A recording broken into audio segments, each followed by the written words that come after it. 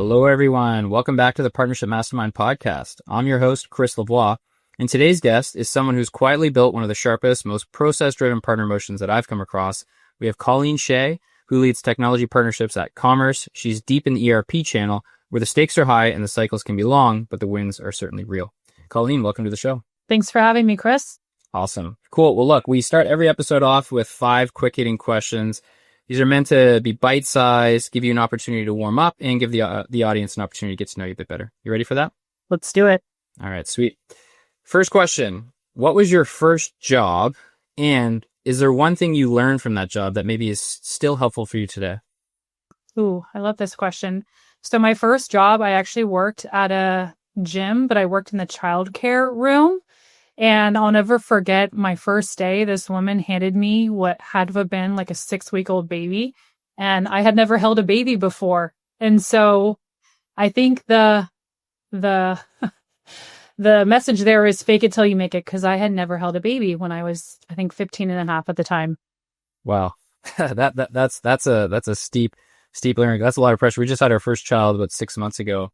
And I'll never forget the first time my wife handed me our daughter, and she was mortified watching how I was like preparing to receive the baby. She's like, "Do you not realize like how like wobbly these heads are?" So I can only imagine what that might have been like as a 15-year-old. Yes. Cool. Well, congrats on your baby. Oh, thank you so much. We'll see if she screams throughout this episode. Cool. Next question for you is, what's your go-to pump up song, if you have one, before some big work event? Might be a big partner pitch, a QBR, a big internal meeting. I know you run marathons, which we're going to talk about a little bit later, but is there some type of pump up song that you might be your go-to when you have something big coming up? So I have 2 daughters, 5 and 6. And if you look at my Spotify history, you will just see K-pop Demon Hunters all over. If you don't know, it's this fun show on Netflix, but they have some amazing songs. I got to say, what is it called? Takedown. That's my go-to. Takedown. Love it.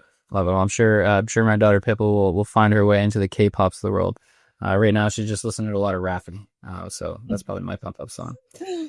Sweet. All right, next one. What, in your view, is a really important underrated skill for succeeding in partnerships? I love kind of prepping with you in advance of this. There's a lot of things that you mentioned that I think are relevant, but curious, like what's one highly underrated skill for succeeding in partnerships? I would have to say storytelling, whether you're storytelling with your partners on why to work with you, storytelling with your internal sales teams on why to work with partner. You got to connect the dots, and there's no better way to do it than storytelling. Yeah, I love that you share that. We'll unpack that a bit later on. I think the art of communication is a bit, a dying art form, unfortunately, in this like increasingly isolated world. Not to paint this like doom and gloom picture for this conversation, but I find that not enough ICs on the come up are really learning what effective communication looks like. And maybe they can develop that on like an async Slack email perspective. But then when they get on live calls or certainly in person, it feels like they're not getting enough at bats to really sharpen that skill. Do you resonate with that at all? And do you have any advice for folks who are maybe our earlier stage and that you can help them be more intentional about growing that really important skill?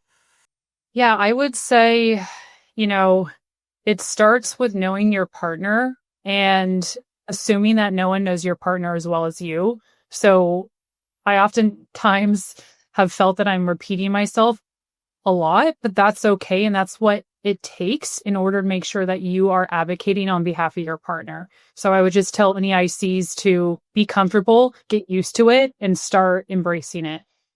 Yeah, no, I'm smiling as you say that because one of my earliest mentors, this guy, Phil Roy, who was VP Partnerships at Gorgeous, which is a top customer support help desk, ISV in the e-commerce ecosystem.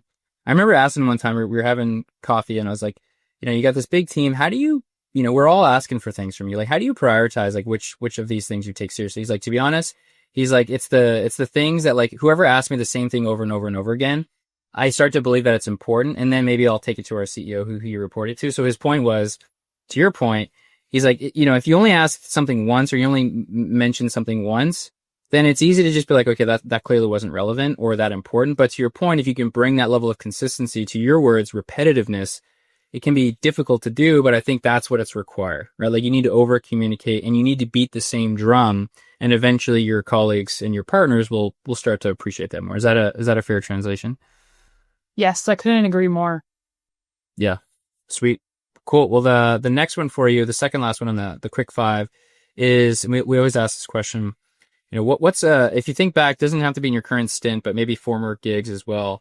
Is there a particular partnership that was just your favorite, perhaps favorite because of the results, favorite because you learned a ton and developed a lot of skills, some combination thereof? So just curious, as much as you're willing to share, what's the favorite partnership that comes to mind that you were a part of building? Sure. I'm laughing because can't name names, just like if someone asked me who my favorite child was. But what I will say is the partnership to me that has been most rewarding is the one that's been the most amount of like blood, sweat, and tears. I think people, if you've never been into partnerships before, assume that it's easy and that, it's just raining money all day long, when, the real testament is what's being done behind the scenes when no one is watching. So to me, it's the ones that I've worked, the most on are my favorite partnerships. Yeah, I love that. And a big part of your interview prep was just talking about, it's not all about like the sunshine and rainbows, the stuff that gets LinkedIn posts, but like the process side of things. So I totally resonate with that. And so I do appreciate you sharing that sentiment. Final question, and then we'll get into the fun stuff, is your old colleague and mentor, Sachin, who was at Commerce for a long time and really helped build their technology partnership program. In prepping for this, I couldn't help but notice that he left a rather glowing testimonial on your LinkedIn profile, if I may embarrass you. And one of the things he said was like, look, among other things, you've mastered the ERP ecosystem, so to speak. So first of all, what does a quote like that from someone of Sachin's stature mean to you? And then the second part is, how did you master such a complex ecosystem, which is ERP? All right, we're going to talk a lot about that later today, but perhaps just give us a teaser. I will forever be grateful to Sachin, who brought me into commerce.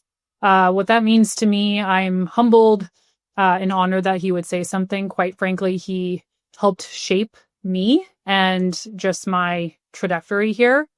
To answer your second piece of that, how did I master ERP?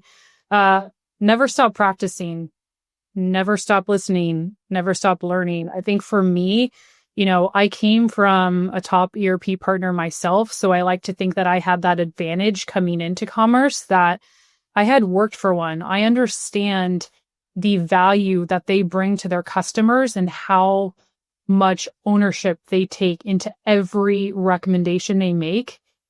They take it with such care and pride that I had to make sure that my teams across the organization understood how important those recommendations were and that they don't take them lightly.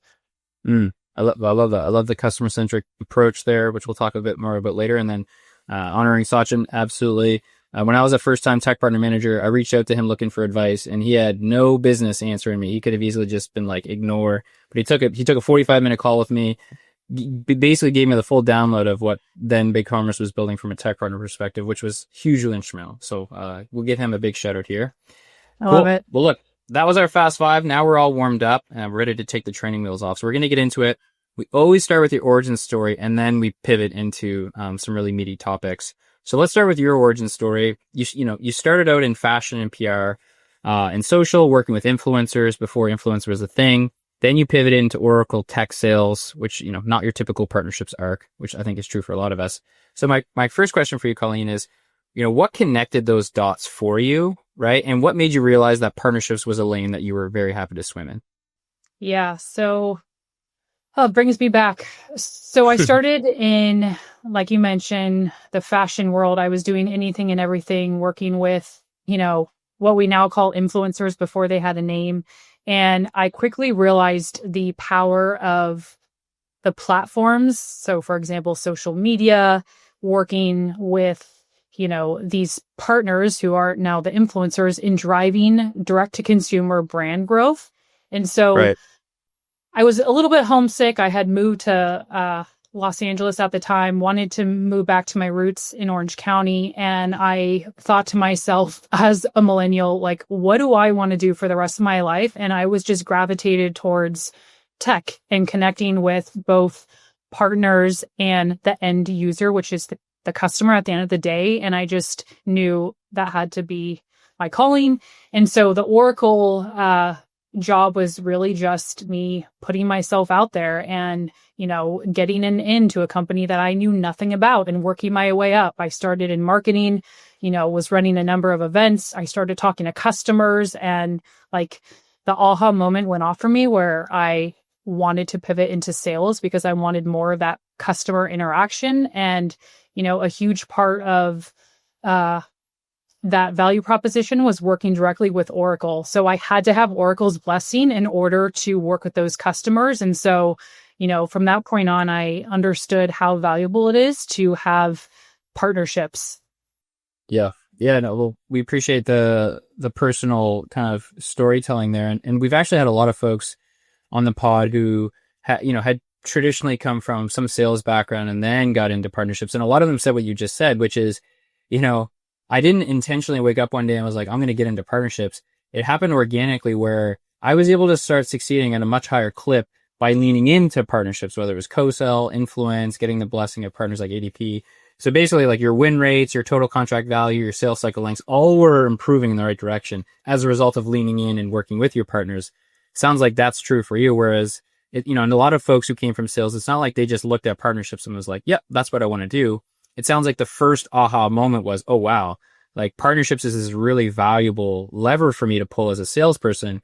Potentially, it could be even more fruitful career path for me to get in. Is that a fair way to think about how you kind of your transition from sales to partnerships went?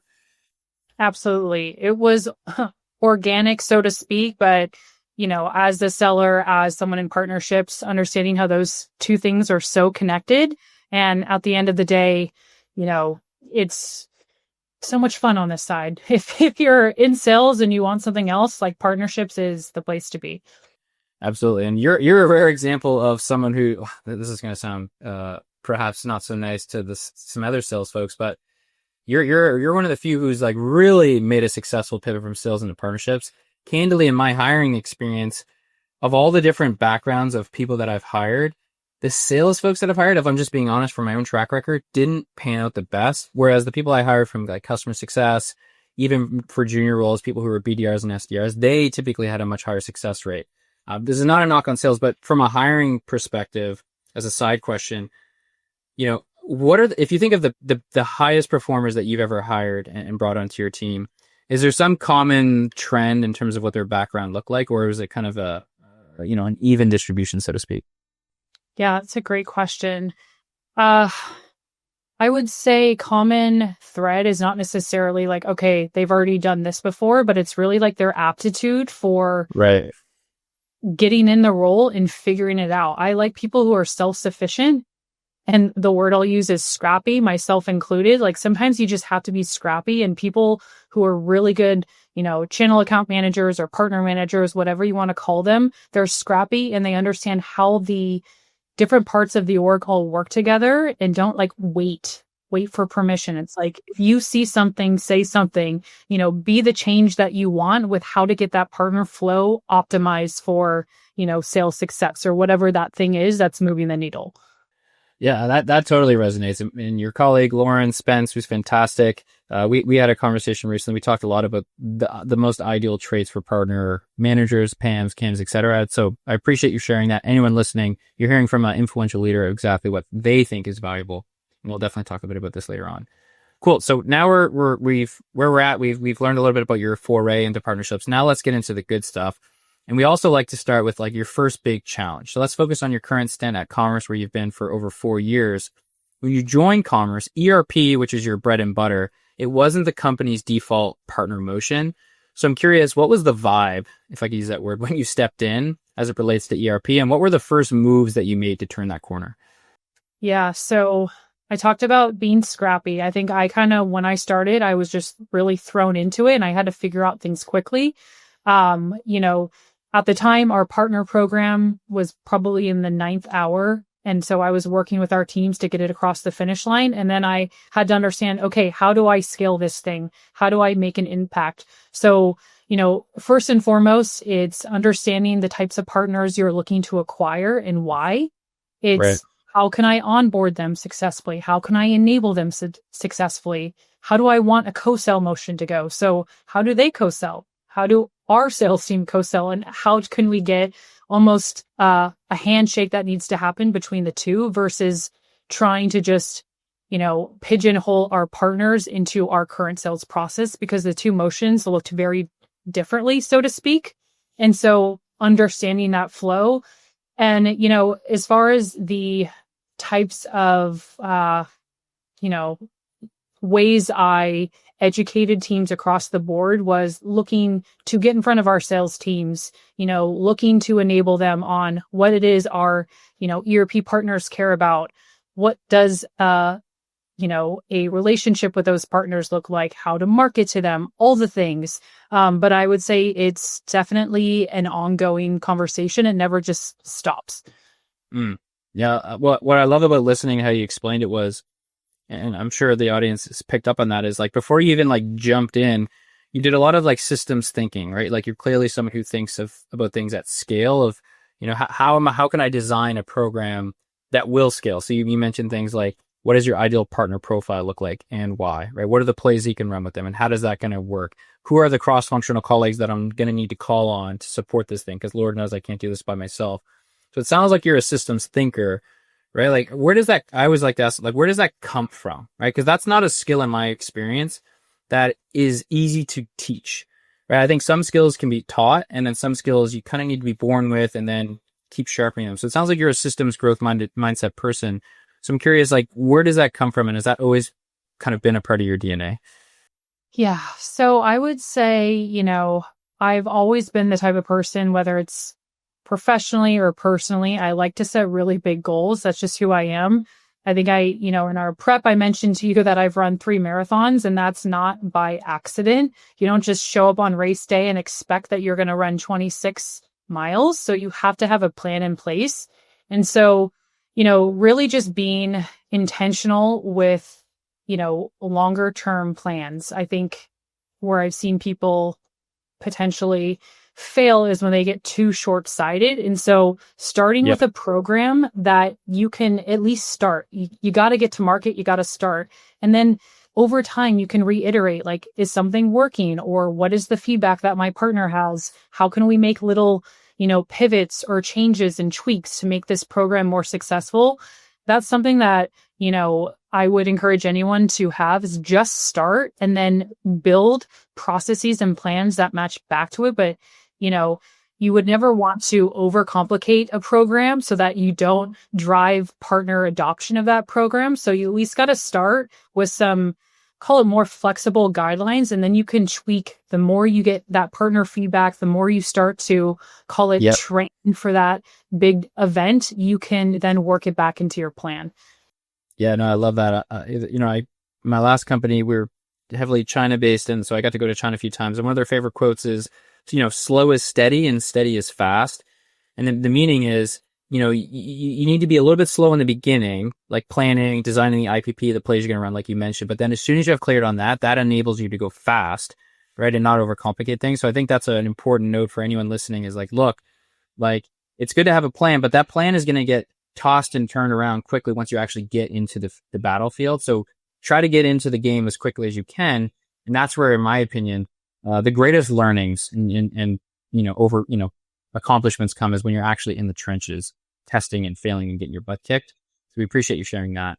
The next question for you is, obviously, this results came relatively fast for you. You're able to build the top performing VAR program from scratch. Curious, what did the team structure look like as things started to scale? Obviously starting with you, but then as things, were successful, you obviously have to build a team. So the question is, what did that team structure look like in the earliest days as you're really building things up? And then how did you start building internal alignment across those key teams, which I know you mentioned was really important? Yeah. So this kind of goes back to like quality over quantity. I think in the beginning, with any new launch of something, the sticker shock of the quantity can kind of take over. And so Sure. you want to throw people on it. But I would say like taking a step back and understanding which partners tie to your KPIs versus just signing new partners on. And so, you know, in the early days, having, you know, channel account managers dedicated to specific ERPs, I think there's, you know, a lot of nuances with some of these relationships. So we were really looking to get targeted with, you know, this ERP has a dedicated account person versus Right. this other one, you know, and then you can mitigate, call it channel conflicts, because, you know, as you see in partnerships, lines can get blurred. So just to have that basis point so we could adhere to integrity of parse across the partners we're working with. Got it. Yeah, no, I think that's a smart plan. That's clearly Pando. And then to follow up on that, you kind of teased it already, but you mentioned how important rallying the rest of the company around this was in scaling. And it's tough in the beginning, even at a mature company like Commerce, where they have success in other partnership types. So like as a company, kind of partnerships is in the DNA. But when you start a net new program, say on the ERP and the VAR side, you know, it's an unknown commodity to some extent internally. So people don't give it as much attention. It's harder to get resourcing, et cetera, et cetera. So curious, how did you, if you can get even more specific, how did you approach getting, you know, the right people bought in at the right time, right? Because as you said, it's not just you. Like to stand up a partnership, there's a lot of people internally that need to support it. Obviously, the same type of people on the external side with your partners. So how did you personally approach, as you started to get some good results and you thought that it was an investable program, how did you kind of approach building the right relationships internally and then ultimately getting buy-in to get more and more resourcing? Yeah, it's a great question. You know, data speaks for itself. I think being data led with what it is you're trying to advocate on. So something that I always instill you to this day is how almost like a pitch deck that I can share internally. So if it's someone new to the org, or if it's someone new in sales, someone new in product, I could give them a quick, okay, here is a partner on a page glance of this partner and why they're so important, what the Love it. nuances are, our shared customers, what it is we're driving to market together. And so I would say, like, just be on top of your game. Have a one pager on a doc that you can share to your CRO, your CMO, anyone across the org. And it's like your own executive summary for your partners. So just keep it as an ongoing work in progress doc that you update. I love that. That's a fresh idea that I haven't heard of, so to speak. And I love how agile that is, especially in a large company like Commerce. There's a lot of dynamics, like people come in and go in at the company. So I'm sure that that's proved quite valuable for you. And I think anyone listening should take a page from that.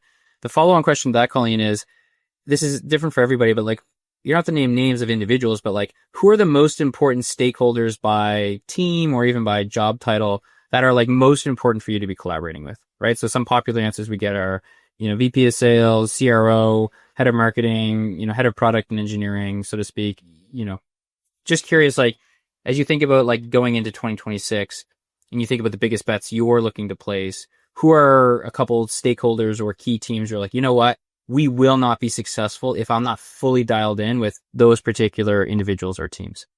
Yeah, it's a great question.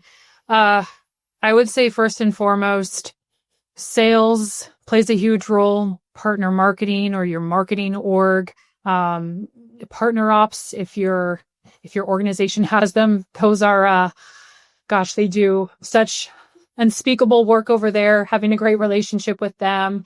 And then obviously your product team, the masterminds behind what it is you're doing. So I would say it's a mix, and I'm sure I'm leaving some out, but also too, I think it's really important to highlight, you also need to have relationships at your partner teams at the very same level across those business units. So, you know, one thing that I see that is a huge miss is partner managers only having a relationship with partner managers.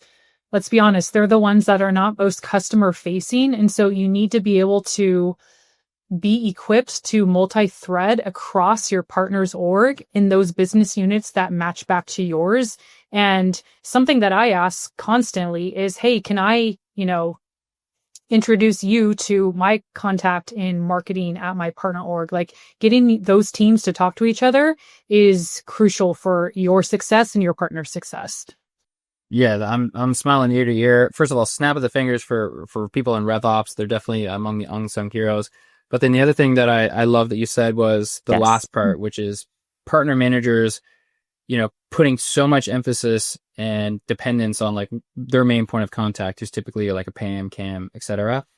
I have a phrase for that. I teach this exact topic in my courses, and I say, hey, look, that's a friendship, not a partnership, right? If it's just one person on your side managing the whole thing, could be a 7, 8, 9 figure relationship, right? If it's one person on each side, there's so much risk there. So to your point, by meeting other relevant, influential people at your partner org, and not just meeting those other folks, but also connecting the equivalent stakeholders on each side, right? So maybe you have like a sales sponsor on one side, meeting and aligning with the sales sponsor on the other side, marketing sponsor, engineer sponsor, etc. You're de-risking things dramatically in the following year, let's say, because if your main point of contact, the partner manager, leaves, you are screwed, right? Because then no one at the company knows who the hell you are, what the partnership is all about, what's going on, how successful it might be. So really glad you mentioned that, because if any partner managers listening right now, one of the simplest things you can do to maximize your productivity for next year is start networking and multi-threading your way across your partner org, meeting the right people that won't just help you with influence, but it'll also help you understand at a much higher level what that company is all about to inform your strategy. So we definitely appreciate you sharing that, Colleen. Absolutely. And the last thing I will add on that is to be proactive about those introductions. Like, don't wait till something like is on fire to introduce those teams. You will be set up 100%. for success if you already have a direct line between your product teams before something, something potentially bad happens. So the sooner you can do it, the better across all teams involved. Absolutely. And a lot of partner managers will make the excuse of like, oh, like I don't want to, like sometimes their fear is that, hey, if I ask my main point of contact, another partner manager for these meetings, they somehow think of it as like a threat of like, hey, I'm not doing my job good enough. So like, why does this person need to talk to other people in my company? Like that's a lame excuse. If a partner contact on my partner side wants to like meet more people within my org, and they've obviously earned the right to do that, I'm thrilled because it shows that they're invested and want to lean in. So don't worry about that stigma. You should be leaning into Colleen's point of meeting as many people as you can, and don't wait for like disasters, right? Or even big opportunities. You should be building these things because it does take time. Sweet. So you mentioned marathon earlier. So I want to talk next about the partnership marathon. I love what we talked about in our intake and our prep, because I do think of partnerships the same way you do, which is it is a marathon, right? Which is to say that the time to value is very different than other functions, right? In sales, it's pretty obvious when you have a great new rep or a bad new rep, right? Like, because it's more transactional, you get deals added to your pipeline, you work and close those things. But in partnerships, especially if you've done what you've done, which is building from 0 to 1, building from scratch, the time it takes to see their fruits of your labor can often be much longer than in other functions, right? And as you mentioned, you've run the marathons, which you equate to kind of building partner programs. So my next question for you, Colleen, is talk to me about what discipline really looks like for you from a day-to-day perspective. How do you personally plan, track, and keep forward momentum, especially when results do take time? Yeah, this is a great question. I would say, just thinking of next year, like if you're a partner manager or a partner leader and you don't have 2026 on paper, then you are far behind. Like you need to put pen to paper, even if it's aspirational, but you need to start. So that's everything from, setting milestones against, what KPIs you are in a year to even 3 years out. Like I'm always thinking at least 3 years out with my partners, like this next fiscal and then 3 to even 5 years out. If you're just thinking about next week, next month, you're missing an opportunity to take a step back and think broadly. Like what big bet can you do in the next 3 years with this partner? Even if you don't see it right now, you need to start thinking that way in order to be successful at your craft. I totally resonate with that, because zooming out can have such a powerful effect on how you approach day-to-day and week-to-week execution. I think it is tough, to be fair, when you're earlier in your career, say as an IC, and you have this heavy quota that's hung on your head. It's easy to be, paralyzed and think in the short term, right? It's like, I got to hit quota this month or this quarter. I got to pay the bills. I got to feed my family, so to speak. So we can definitely resonate. But I think that's one thing you benefit from as you get further in your career, like yourself, is you do have a little bit more of that foresight and that perspective. Like, you know what, like, bad things can happen when you're like so zoomed in, rushing things, making poor decisions, sloppy execution. So I think there's so much value to your point of zooming out and saying, you know what, my career is long. I want to be at this company for years. I want this partnership in particular to be as successful as possible. And that's not going to happen overnight. So how can I play the long game and not be panicking and rushing decisions, so to speak, on the short term, and really make sure that I'm building a strong foundation, a platform in effect that we can build on top of. Is that a fair way to translate your message there, Colleen? Absolutely. You did a better job than I did explaining that. But yeah, I think too, and like from my perspective, I appreciate if, my own team might be pushing back on something saying this isn't realistic. Like we are putting that trust in you who has the day-to-day context to do so. But okay, if that's the reality, then how can we maybe pivot to a shorter play to make sure that we're getting enough of those wins in to then build out a longer play with said partner? So I think you gotta have two like cooking, quite frankly, at the same time, but having like short and long-term goals to make sure that you're building your pipeline and set up for success. Yeah, I appreciate you sharing that. And that sounds like a really healthy dynamic to have with your directs, which I totally agree with. Is from a manager's perspective, your comp plan sometimes is different. Maybe you're incentivized for like longer term results, which maybe is misaligned a little bit with your ICs. So I think it is important for them to have a voice and be like, hey, look, Colleen, like you might be here in a couple of years because you feel really good about your job security and you're thinking long term, but like, I'm just onboarding. Like I need to hit quota now. So like I think there is so much value in having a healthy dynamic with your team where you can set the strategy and play the long game, but then they can give you context of, hey, look, I think there's some really important low hanging fruit for us to gobble up right now to help feed the bills now. And then once we have that firmed up, then sure, I'm happy to like work with you on that longer term vision. So I think it's, to your point, so important to have that healthy dynamic, to really support the team. Cool. Next up, I wanted to focus on something else you mentioned about an early mistake, which is certainly something I struggled with, which is spending too much time and too long on low impact partnerships just because, say, leadership wanted it or expected it. So this is a hot topic that I'm quite passionate about, which is focusing on the wrong partners can be disastrous, right? For you and your company and your partner program. So I'm curious, what did that teach you about managing your time and owning your roadmap when it comes to the partners you work with? Yes, I'm a big believer in time blocking, like every activity, and ensuring that the activity I'm time blocking has an objective. So if I'm blocking 2 hours of my time for critical thinking, what after that 2 hours do I want to accomplish by time blocking? And I tell my team to do the same. It kind of goes back to what we were just talking about is sometimes you got to slow down to speed up. And so that means protecting your time, saying no to certain partners, quite frankly. If, you're just having a cadence for the sake of having a cadence, but you don't have any clear next steps following that cadence, why do you have that cadence? Like that is one of my big pet peeves is we're not just here, to your point, like that's a friendship. We're not here to just talk on the phone.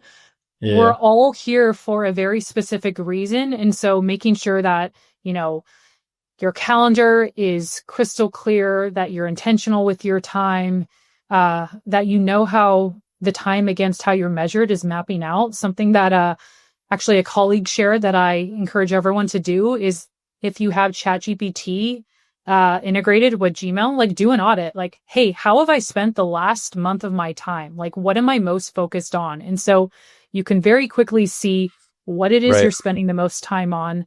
If you're spending time on things that are to call it administrative in nature, then how can you leverage like a ChatGPT to take some of that off your plate? So audit your time, be very intentional with how you're time blocking and make sure that that's an ongoing like audit you do with yourself. Yeah. Ton of great stuff there. Anyone listening should have a lot more confidence about how they can be intentional with their time. I love the use of the word intention. And one of my favorite words in that topic is design. I've learned to just love the word design because it gives you so much power in it. There's so much intentionality behind it. So designing your ideal week, right? Obviously, you get punched in the mouth pretty quickly in a week and things change. But I think there's a lot of value to your point about designing your week as best you can, especially once you're in role for quite a while, right? First couple of months onboarding is different. But let's just say you've been in role for long enough. You should have a pretty good sense of like how a typical week goes. right? So with that and said, what is a better version of your week that you can be intentional with designing, using things like time blocks? One thing that I learned from your statement there, Colleen, was having like specific OKRs effectively within a given time block, which is something I haven't quite done. I knew it was like, okay, for this time block, I'm going to work on this thing, but like, what's the exit criteria? Like, what am I looking to accomplish? And I'm not going to leave that time block until I accomplish that. So I like that. So yeah, the point is, I think there's a lot of value in kind of designing the week. And one of the other things you called out that I'll double down on is partner managers, CAMs, etc., having these like really fluffy, unstructured cadences with their partners. Absolutely one of my biggest pet peeves. Any of my former direct reports will know that that was like a quick way to get on my naughty list, because it's such precious time, right? Like you only get so many at bats to like actually talk with a partner, and one Zoom call can be worth like 20 emails, right? In terms of like advancing the ball forward. So you have to make the most of them. But unfortunately, too many reps get on these calls. They spend, they're usually 3 to 4 minutes late. Then they spend 5 to 6 minutes talking about superfluous things, which I'm not saying is insignificant. Then they finally start doing some like high level business updates. It's like, oh yeah, commerce rebranded from big commerce. And it's like, okay, this is what we did. And then they're like, oh yeah, we've got 5 minutes left. Like, let's just pick it up again next time. So before I move on to the next topic, Colleen, just please like double down here and help guide the, our partner managers who might be listening. Like, what is the right approach when it comes to like structuring cadence meetings with partners, whether it's a biweekly or monthly? Like, what's the final thing you can say here to help them really get organized and more productive? Because this is something I believe in strongly. Yeah, I would say my first response to that is don't be 3 to 4 minutes late. I think we're getting way too comfortable in this remote world to like use that as an excuse. It's like, well, then do something differently, first and foremost. But I would say to set yourself up for those cadences and making sure that they're most effective use of everyone's time is have a shared working doc. Someone needs to be taking notes. Someone needs to be taking next steps as far as action items, and then doing a readout after that meeting. I see people less and less like buttoned up when it comes to stuff like that. And it's such an easy thing that anyone can take control of. Send a pre-read. Like, I love a pre-read. Hey, here's what I'm really looking to meet with you on tomorrow. I know it's lengthier or a little more critical thinking in nature, so I'm giving you a heads up. Here's the working doc. Here's what I'm hoping to accomplish. Here are next steps. And like, rinse and repeat. And the last thing I'll say on this is, just because you're partners with someone, like there's this level of, oh, I'm going to start to, just get too comfortable. Don't be comfortable. Like, the best people never slide into the comfort kind of methodology. And something I say to my team and something I live true to myself is, your communications with your partner should be so buttoned up that you should pretend like you're talking to your own CEO or their CEO. Like, if they read that email and it's not like crystal clear perfection, then you need to level up your game. I love that. I mean, this is my love language. So I appreciate you laying it down like that. I think people have gotten too comfortable. And look, I'm not minimizing, nor are you, the importance of having like a strong like relationship with these people, right? But that's pretty easy to establish, right? As long as we're not assholes, so to speak, pardon my French, it's pretty straightforward to like build a good rapport with your main point of contact. But that doesn't mean that you can like all of a sudden be more casual, let's say fair about it, unstructured is really the big one. So I love the approach you talk about, bringing that structure to the meetings. And how it helps in another way is once you start to like talk about a key partnership with other stakeholders, your boss, your boss's boss, other leaders, they will eventually inevitably ask the question like, hey, like, catch me up to speed on everything that's going on with this partnership. If you have not been documenting things, you are going to crap your you-know-what, right? So to your point, it's not just directionally productive to be organized in the micro. When it comes time to like reporting across the org, asking for more resources, if you've been documenting all along with like airtight cadences, you're going to be so much more prepared to handle those high leverage situations where you do have to get buy-in and do have to update people internally. So I'm glad you brought that up. Cool. One of the things you mentioned in that in the earlier segment was being intentional about like the partners you work with, right? So that really comes down to like ideal partner profile, so to speak, which is, in my belief, is one of the single biggest determinants of success for a partner program, is nailing your IPP. Because if you design a poorly constructed, lazy, bloated IPP that's overly general and broad, you're not getting what you ask for. You work with way too many people, you bleed out your resources, and you get nowhere fast. So I'm curious, how do you approach building your IPP in the early days when you first started, and even now, updating your IPP? So that's the question: is how do you think about defining what the best possible IPP looks like for your program, and how might that change over time as all the variables change? Yeah, I like this question. So just like 10,000 foot view, I would say first and foremost, we define it by ERP segment. So defining the ERP segment, to take it a step further, what verticals these IPPs are matched back to our offerings group. So, something in our industry is it B2B, is it B2C, or is it both? So matching it back to our offerings. And then you can take it a step even further by vertical. So, in ERP, there's a lot of manufacturing and distribution and retail. And so finding the subcategories against those is really crucial to making sure that you can have like crystal clear focus as to exactly the types of partners you want, the shared customers you have, and then making sure that you're doing more of that versus just going way too wide and focused on, I said this earlier, but quantity over quality.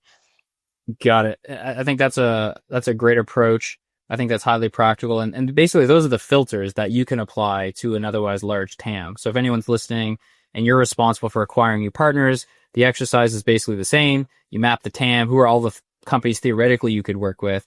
And then you need to beat that list down as best you can by applying strategic filters to Colleen's point. Yeah, I like how you kind of anchored it back to your product offerings, right? I think that is not as intuitive as people might think.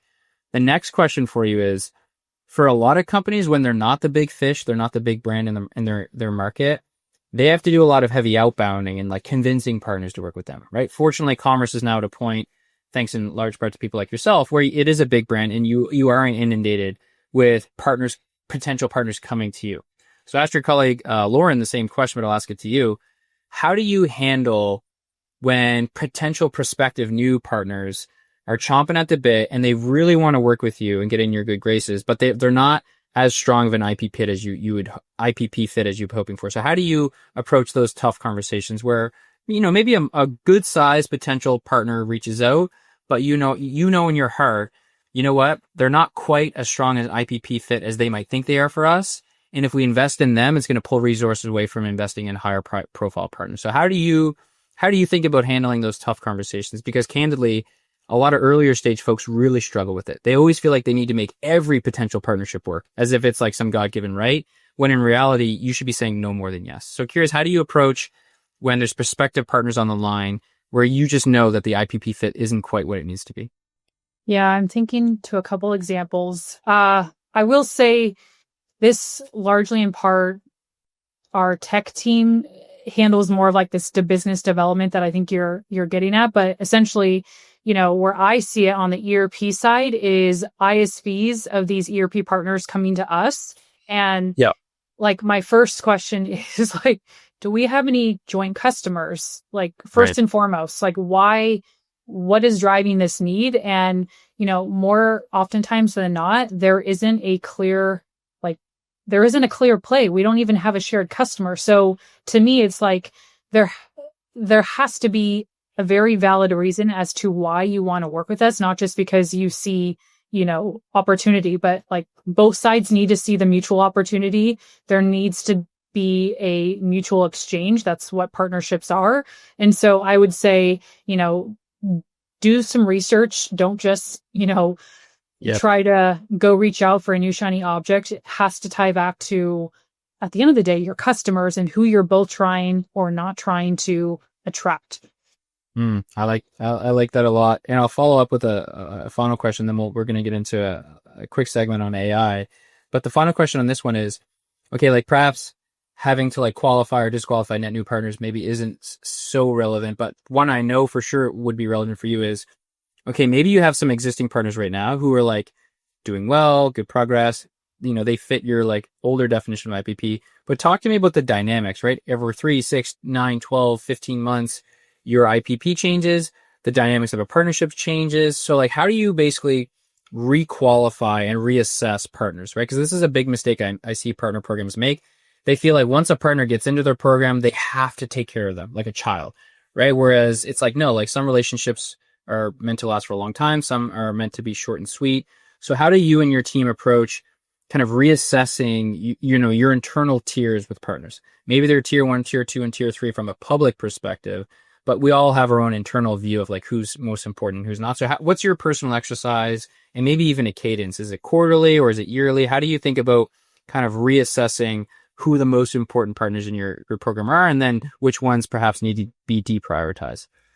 Yeah, so I would say the latter part of that, there's absolutely a cadence. I would say quarterly and yearly is something we have like built into our system to always be looking and analyzing the data.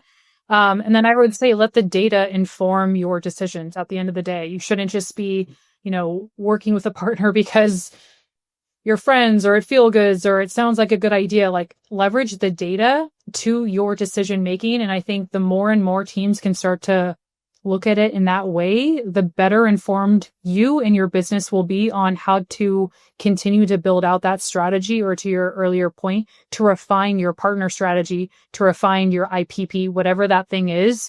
You have to make sure that it's led back to data. Yeah, I totally agree. I think that's why having like RevOps resources in place is so important. So you have this visibility.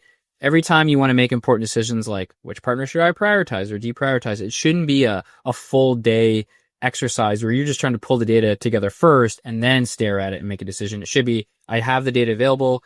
I have like all the right lagging indicator metrics across all of my individual partners. How does that help me make decisions faster? And I think that's a nice segue into our final topic, which is around AI, because obviously a core element of AI that makes it so successful is data and context. So let's finish with AI, and obviously we'd be remiss if we didn't at least touch this topic. So let's zoom out for a sec. Curious to get your opinion on how do you see AI changing the way we support or scale partnerships? Because as I'll say, I've had a bunch of guests on, we've asked the same question, and there's actually quite a spectrum of polarizing answers here of how people feel about AI. So I'm curious to hear what you think, Colleen, about how you see AI changing the way we support or scale partnerships. This is like $1 million question right now. It's changing every day.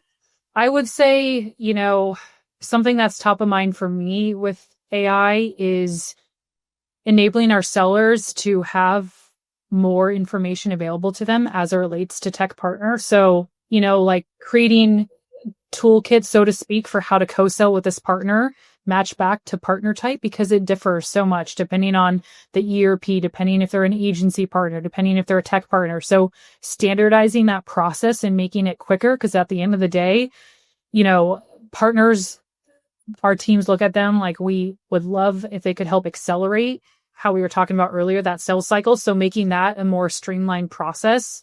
I'm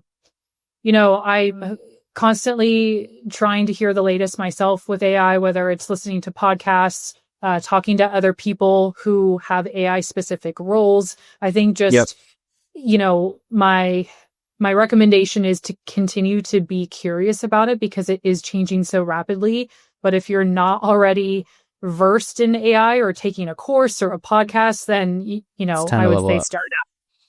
Yeah, no, I love everything about that. And my next question was going to be, hey, what's one small experiment that any team could start integrating AI, how they could start integrating AI into their motion? But I think you gave a great example of, helping the sellers just tap into like partnership oriented insights. I think that's now becoming table stakes. Any AE, anyone at the company should be able to type into some ChatGPT style query, user interface and just ask it point blank questions like, hey, like which partners are boosting our win rates the most in a co-sell environment? Like you should be able to have these data insights there. So I'm glad you gave that example. The last final question of this interview is around your career progression, because Partnership Mastermind, our ethos is helping early to mid stage folks unlock the full potential in their career. So I always love to end interviews on a question like this. So for you, I would love to just finish by talking about your journey from IC to leader. One of the things I admired in just kind of our prep was how deliberate you've been from approaching your career progression. I think some people get to the levels you have somewhat, or, kind of serendipitously where, the right things just kind of break their way. And then some people like yourself are just very laser focused on what they want. And you're clearly in that latter camp. So my next question is can you talk us through how you approached intentionality with respect to your own career progression, and what advice might you be able to give our audience that was helpful for you as you kind of kept taking steps up the ladder? Yeah. So I would say, I found myself in a place where I gravitated towards mentoring peers of mine. And, I thought to myself at that point in time, I was ready to make a change. I mentioned I was a mom of 2 kids. It was a conversation that I had with my husband, who is still my husband, at the time too. That was a little confusing. So I had to just clarify. He You're had a good. very demanding job at the time. And so I kind of had to put my aspirations on pause until that door opened up. And as soon as it did, I knew I wanted to make a change. And, looking back, like I fought for it. I tried my absolute hardest with all the levers I could to get to where I am today. And, it doesn't stop now. I think, people need to always be working on themselves, whether it's, I listened to Lauren's podcast. She talked a lot about like career development, branding. For me, one thing is, the more exposure I have, I understand not everyone has the answers, and that's okay. Like the more honest and vulnerable you are in that as a leader, as an IC, the better outcome and the quicker outcome you will have in just owning it.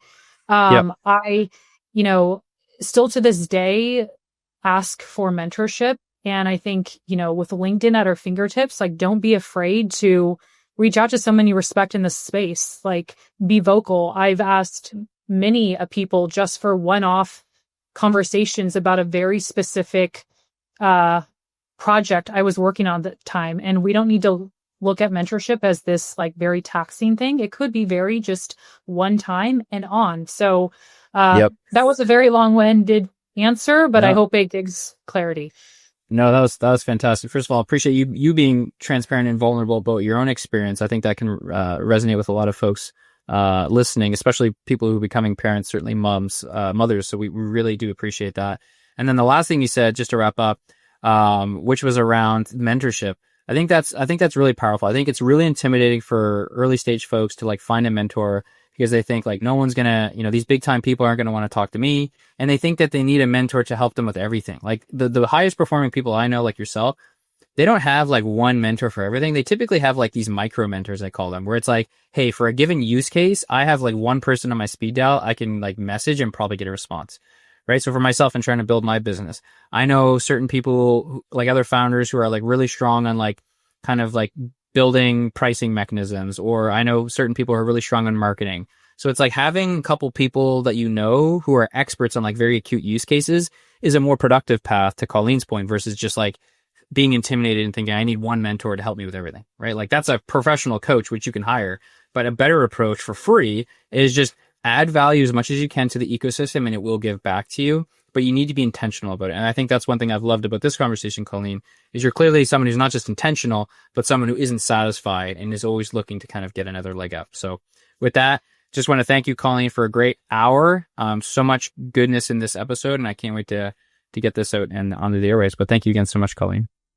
Thank you so much for having me, Chris. It's been fun. Appreciate you and the podcast. Really, you're doing a lot of good work in the partnership community. So thank you for putting that out there. Amazing. Well, thank you so much. And until next time, this was Colleen Shea from Commerce on the Partnership Mastermind podcast.